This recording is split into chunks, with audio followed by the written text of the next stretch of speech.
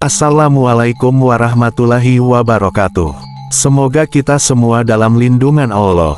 Wali Allah memang masih hidup. Wajar ketika Sunan Gunung Jati memanggil Gus Dur agar datang di makamnya. Inilah kisahnya. Kisah Gus Dur dipanggil Sunan Gunung Jati. Wali Songo itu ada dan nyata. Sesungguhnya para kekasih Allah tidaklah mati. Mereka cuma meninggalkan bentuk fisik yang fana, tapi jiwa mereka abadi. Al-Quran dalam surat Ali Imran ayat ke-169 menegaskan, janganlah Anda mengira bahwa beberapa orang yang gugur di jalan Allah itu mati, bahkan mereka itu hidup di sisi Tuhannya dengan mendapat rezeki. Kisah tentang kehidupan para wali yang telah wafat ini diantaranya dialami oleh Gus Dur yang sering berkomunikasi dengan sejumlah wali yang sudah lama wafat, diantaranya dengan Sunan Gunung Jati.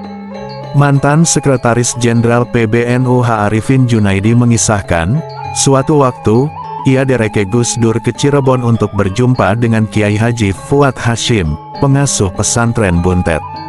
Usai pertemuan yang berlangsung hingga larut malam tersebut, mereka bergerak menuju Pekalongan untuk mengunjungi Habib Lutfi bin Yahya.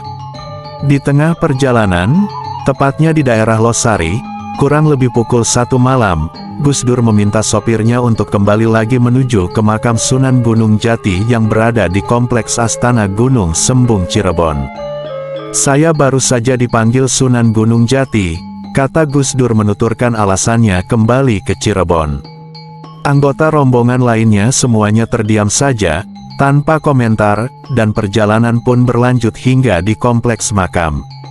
Herannya, di tengah-tengah malam buta tersebut, para juru kunci yang ada semuanya berkumpul, komplit, menyongsong kehadiran Gus Dur tersebut.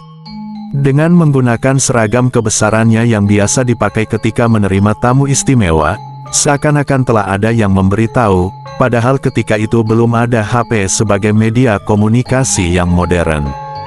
Mereka pun langsung menuju pemakaman.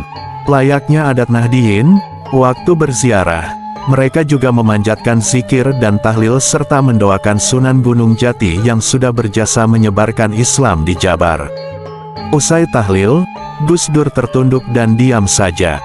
Beliau lalu keluar dari tempat-tempat zikir menuju halaman.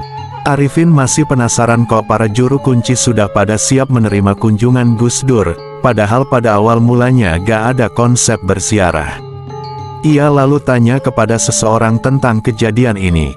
Kok telah pada siap dan siapa yang memberitahu? Dijawabnya, seluruh juru kunci dibangunkan malam-malam itu juga oleh koordinatornya, dan disuruh bersiap oleh Kanjeng Sunan Degen pesan, cucuku mau datang ke sini.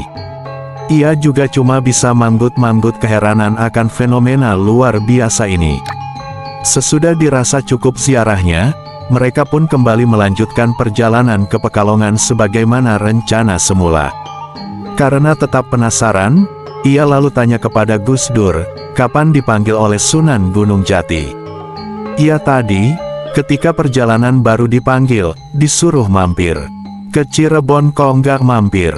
Gus Dur pula menuturkan, saat dia terdiam seusai tahlil, beliau sedang berdialog dengan Sunan Gunung Jati, membincangkan bermacam-macam masalah yang dihadapi oleh umat, oleh Mukafi Niam.